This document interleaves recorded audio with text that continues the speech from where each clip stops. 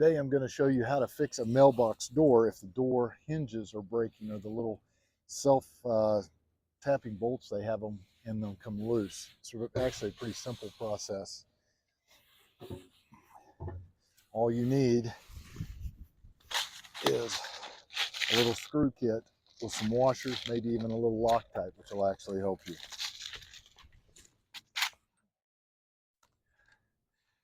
So we're going to start by taking out the whole door and putting it back together. There's a little metal rod in here that's holding it. We're going to try to punch that all the way out.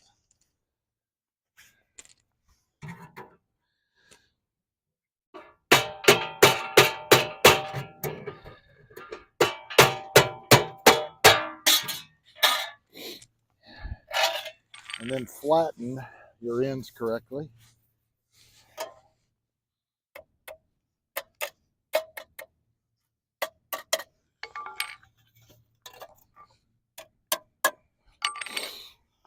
Alrighty.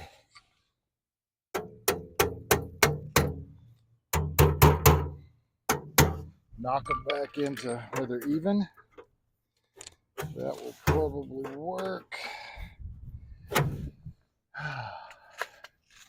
Now I always keep a set of these screws. I buy them at the big box stores and they have an assortment.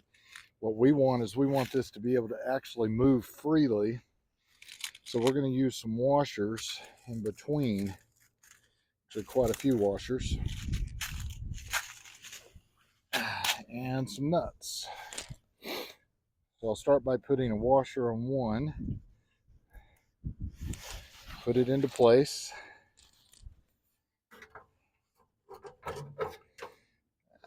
Where we want it. I want it on the outside, like so. And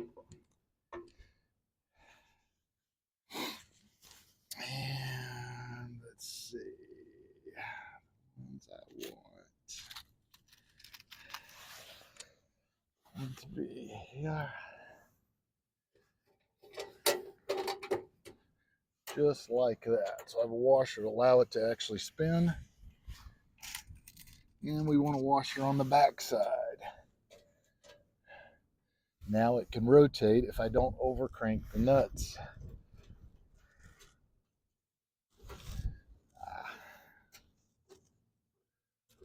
Like so. And then I'll start with the first nut that I plan on putting on them. And see how that actually works.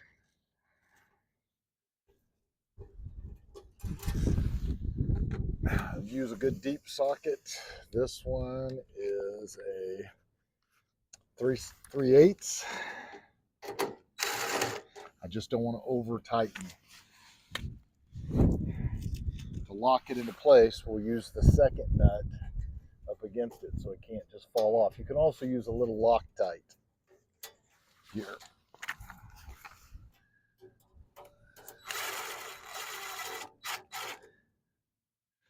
Okay, that works freely.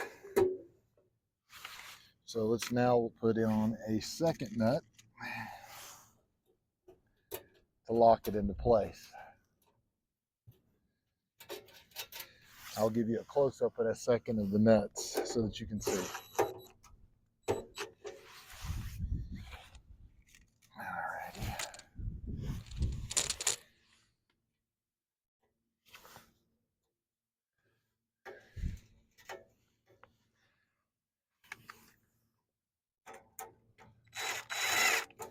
Okay, and Phillips on the end.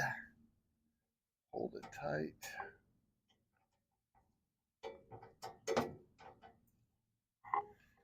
Like so.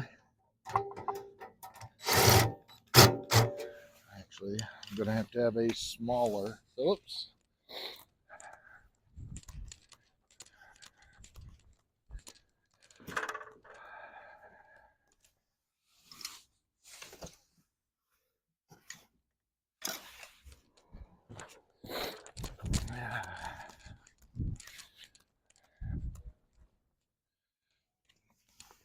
Okay.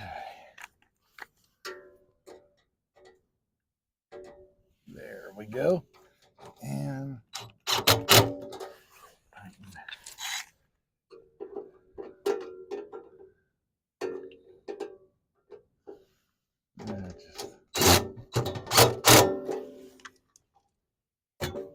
and there it is.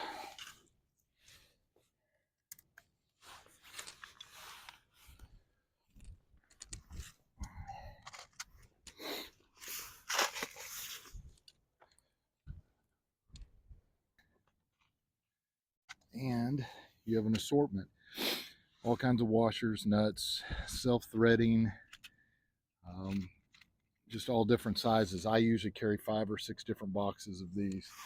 This is how it actually went on, and there is your double nut system with the washer. So now the system actually opens and closes. You can also see it from this side. You can take a little Loctite and put in between these to actually hold it and lock it in place, as well as if you start having problems.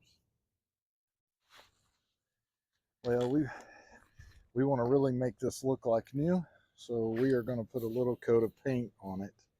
I straightened out the handle already, which was bent, and I like to use the blue tape. I use frog tape a lot, but for something like this, the blue is fine. The hardest thing you have is getting the tape to stick to brick. I believe it's masking tape 220 if I'm doing a lot of masking on brick. It's a little cold today, so the tape isn't wanting to cooperate too much. I got to get it started. This is the kind of stuff you get to deal with starting out a new row sometimes. Just about had it. Get it up here. Tear that off. Now I want to go around and kind of protect my brick. I'll put a couple of rungs to make sure I don't get anything on my brick.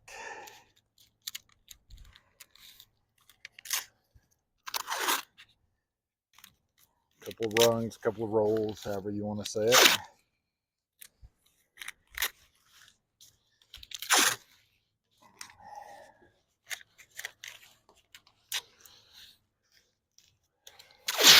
Alrighty.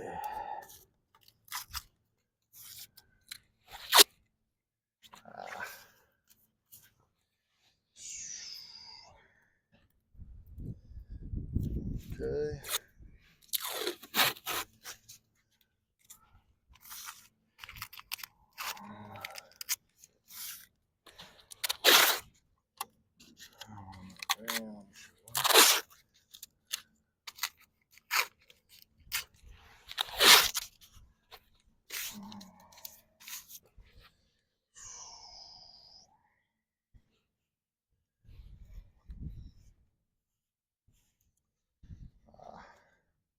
Some stubborn tape today.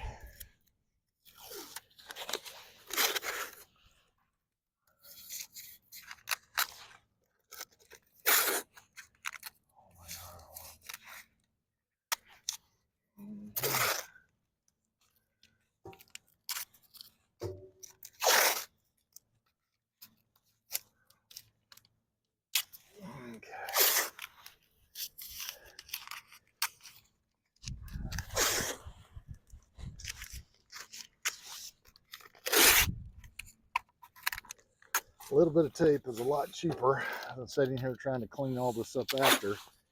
So I like to use the tape.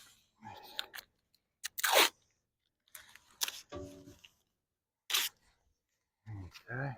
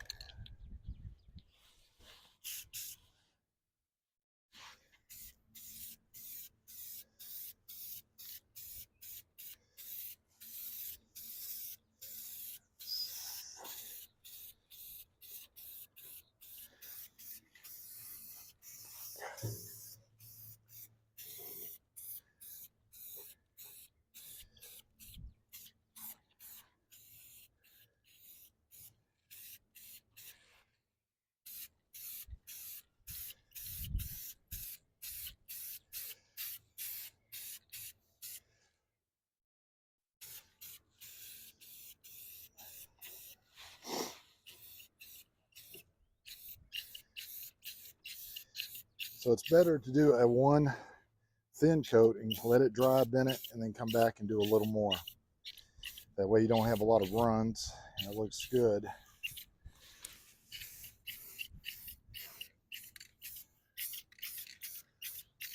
So we will let that dry and then we'll try again in a second. Okay, time for a second coat. Put in our final little touch-up spots that might have got missed. I always try to go in straight lines. It gives a good even finish. So I try not to go backwards a different direction because you'll notice on the final product.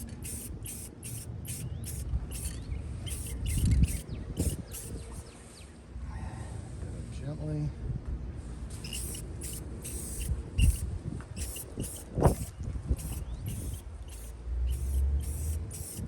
Nice straight movements. If I go this way, I try to constantly go that way. It does help to wear a respirator when you're spraying these paints, but I'm out in the open and there's a little wind blowing, so it's blowing it away from me.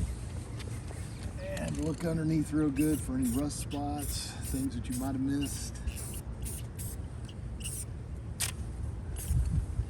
And then once you get that done, you can pull the tape off. I don't like to let the tape dry with the paint because then it tries to pull my paint off. So I'll pull it off immediately.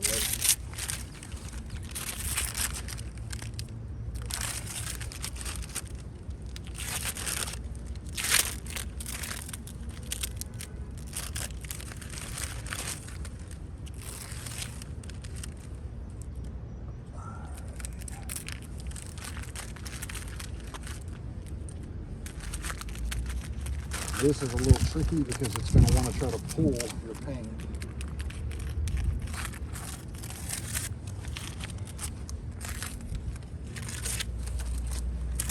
That way you go all the way around and get it off without pulling up against your box.